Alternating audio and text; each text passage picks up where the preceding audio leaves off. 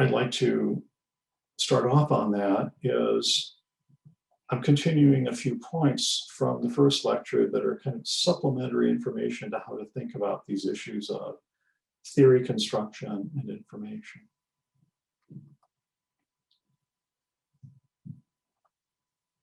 So let's start off with this big question.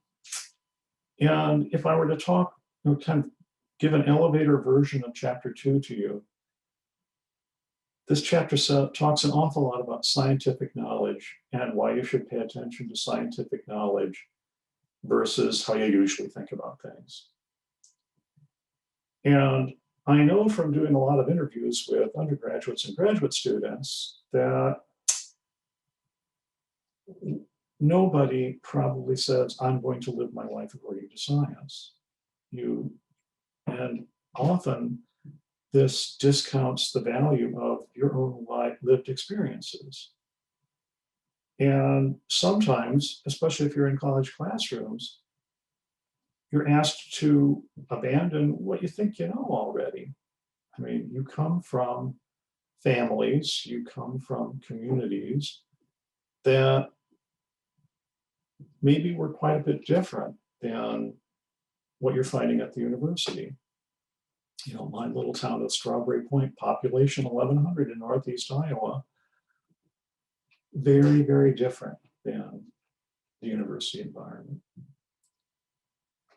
Also, in our lives, we have intuitions.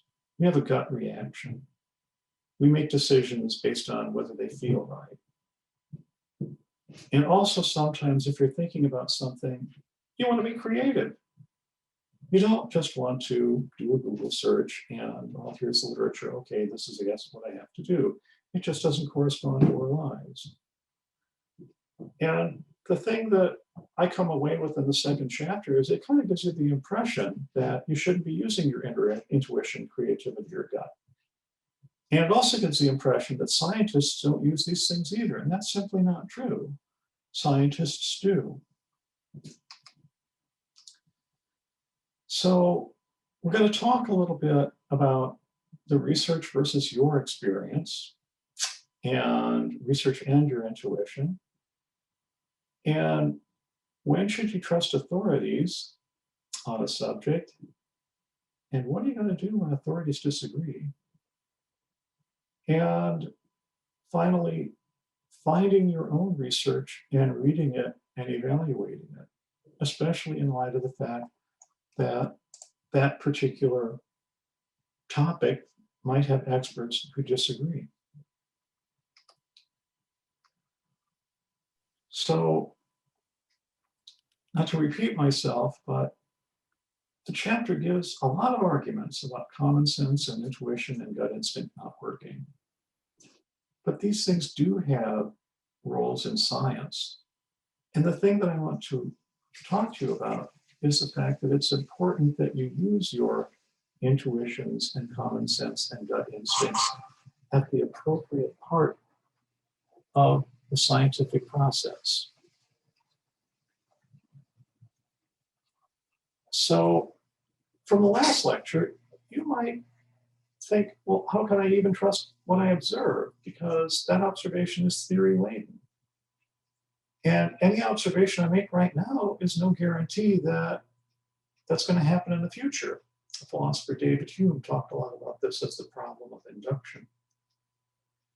And how or why could we trust science, given that, as I said before, you're not ever going to know for sure, and the information that we have is going to change over time?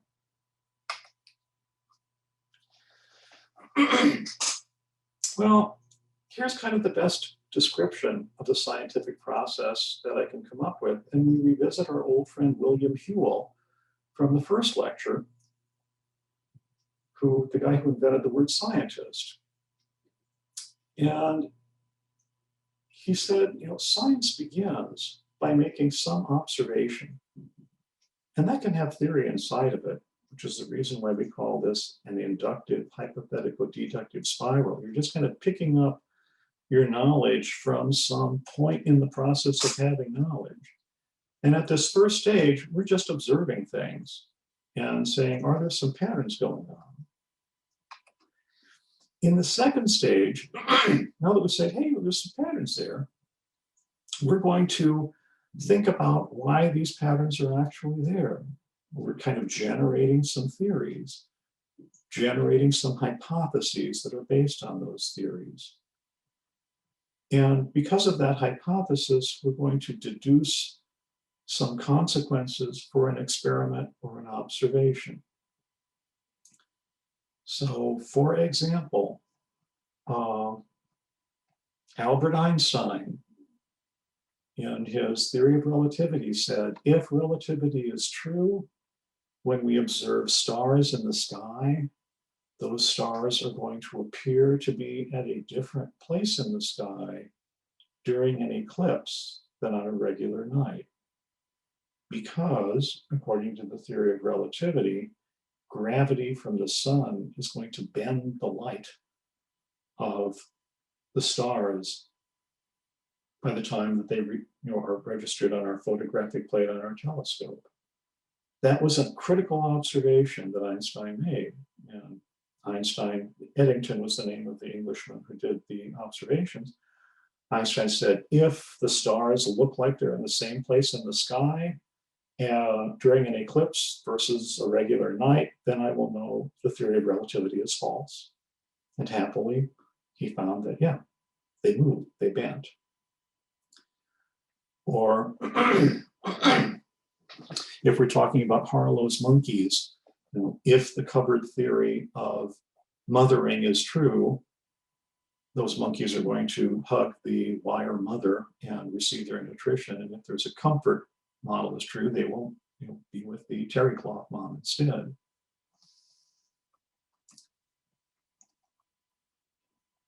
All right. And we gather our data and we make a conclusion. This is kind of that stage where, now we've done our test, now we know. This leads us to another problem, another round of induction, though. If it's true in this particular case that monkeys behave this way, might there be other animals that behave differently? Does it have to do with, say, having a brain that causes you to seek nurturing from your parents out, being a mammal or something like that? So another round of induction happens, which leads to another hypothesis, which leads to another critical experiment or deduction, and that spiral simply goes on and on.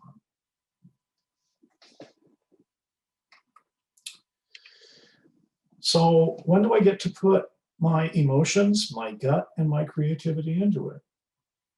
At the time of inductive reasoning. When you're making your theory, go crazy. So one example here is, Kekula, who was kind of the father of organic chemistry, was having a problem.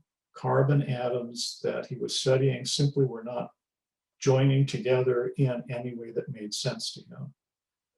And so the story goes, he had a dream of monkeys holding hands, holding on to each other, and then having a hand free to hold a banana. And that helped him understand how carbon could arrange itself in a molecular structure and then have a bond to other molecules like oxygen.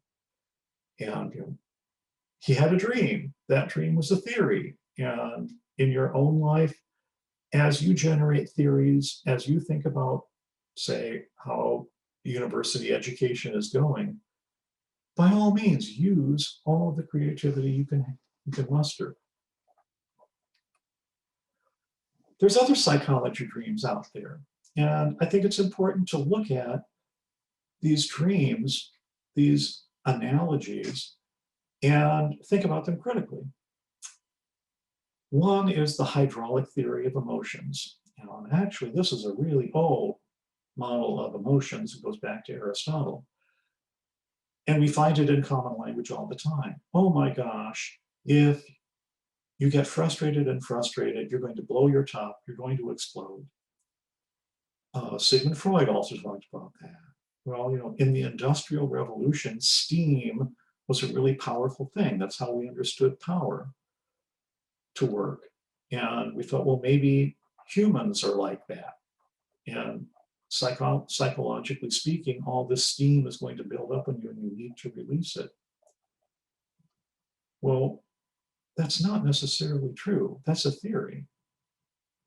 So these days, especially in the Missouri Psychology Department, you'll hear a lot about mindfulness, that you're not necessarily going to blow a gasket if you're frustrated, that being attuned to yourself, how you're breathing, how you are a system among, a person who's part of a larger system, helps you appreciate your place. It might not be the case that you need to blow off steam, literally, in order to deal with your emotions. Here's another one that's kind of amusing. Well, with the advent of the 1920s, we had computers. And we thought, well, you know what? That's going to help us think about how people think. So when I was an undergraduate, the Hull model of memory was a reaction time model thought to uncover psychological processes that were going on in the brain. And computers have input, and they have processing, and they make output. Well, the thinking there is, at least in the Hull model, by looking at a whole bunch of reaction times, we can keep track of when that reaction time is delayed and know which states the brain is in as it processes the information. Well, that is also an analogy. It's not necessarily true. It's just a theory that might be productive.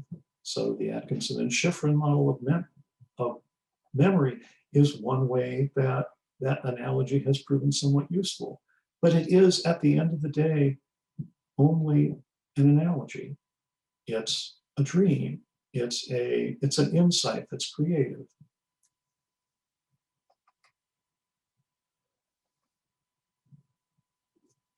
It doesn't necessarily mean that even that your models have to correspond to some physical thing out there. This is kind of an amusing model, the pandemonium model of perception.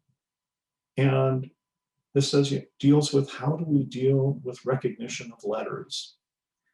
And yes, there's little demons at each set of this model, and the demons have a job.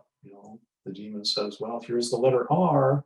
It's going to get scanned into my cortex, and then there are these little demons out here who say, does this have vertical lines? Does it have horizontal lines? All in service of the features for me to help to determine, is this a P or an R?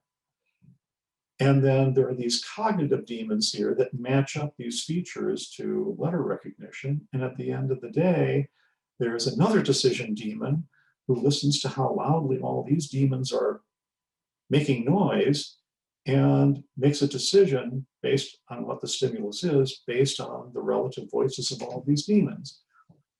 It's a scientific model. It can be tested, but it has nothing to do with necessarily something in our brain. We do not think of ourselves as having demons, but this analogy, this story has been somewhat useful.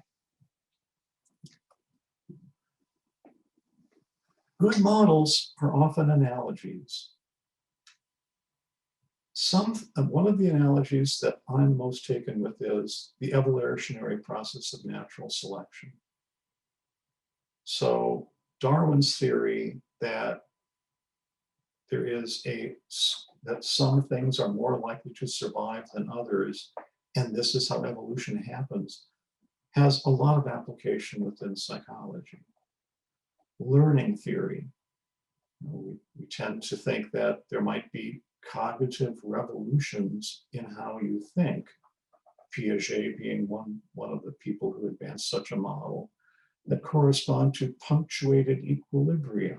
Punctuated equilibria is an idea from evolution that there are periods of time where qualitative development is rapid and swift and not gradual. Evolution is also applied to behavior modification.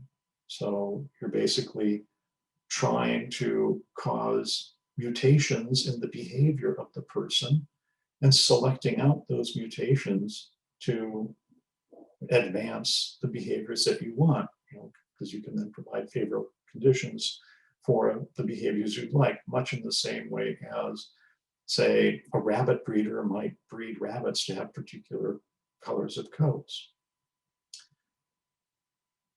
Evolution has also been used as an analogy in psychotherapy. Paradox behaviors, or where you put the person in stress and hopefully see different responses to maybe a stimulus that you don't like or a maladaptive thought process. There are lots of psychotherapies that work in that way.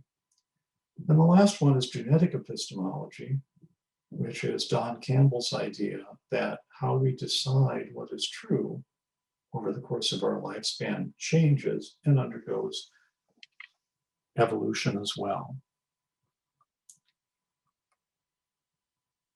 Analogies are oversimplifications. So they meet that requirement from the first lecture that Karl Popper had, that they are descriptions of reality that tell us what we can omit from our explanation.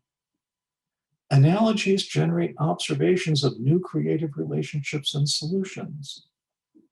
If I think about behavior problems in children from an evolutionary standpoint, I might try some different things than if I were merely writing down behaviors and noting the behaviors I liked and don't like. Analogies also have us in the position of generating new hypotheses that are based entirely on the analogy. Sometimes there are learning theories in psychology that talk about how children learn, treating them as kind of a city and being governed and being regulated over the course of time. And sometimes those analogies let us say, well, let's try this. If it's productive for us to think of an analogy explaining a behavior, might other things from that analogy also be used to advantage? But when do you not use intuition? So when you leave the observation and the theory formation part, you should design your hypothesis with a skeptic in mind. In other words, your hypothesis should be what somebody who doesn't believe your new model believes. So, and you should think about counter arguments of a reasonable skeptic. So what are some examples in psychology when we're not doing that? One of the things that comes to mind is I've reviewed several papers on positive psychology, which talk about how the skill set you have and the individual strengths you have, or the strengths we might cultivate in children, could be used to help children along the way or to have you lead a better life. Very frequently, these studies do not think about the counter arguments that a skeptic would have. So, for example, if you have a study and you tell children, do a mindfulness exercise and calm yourself, and we'll rate how good you are at the mindfulness exercise, and then later on, we'll assess how well you do in school. Well, a skeptic of that, if you publish and say, oh yeah, they do the mindfulness exercise, then they do better in school, there's confounds there. Maybe children from families that have sufficient food, or have higher SES, or have intact two-parent families are more likely to be able to do your exercise. And so the benefits that you're seeing in school are not due to the mindfulness exercise, it's due to the fact that more privileged, higher SES students which have more family resources tend to do better in school and comply with your request that they do mindfulness. And even after you've analyzed your data, think about what could have gone wrong. The book talks a lot about confounds. Are there other variables that could be at work that would explain the relationship? And could there be problems with the data? Could my conclusions be due to the fact that I just happened to get one person who, in my data set, who completely affected the results, who completely affected my averages. Okay. I'm going to put a pin in it for here, for now, and continue this on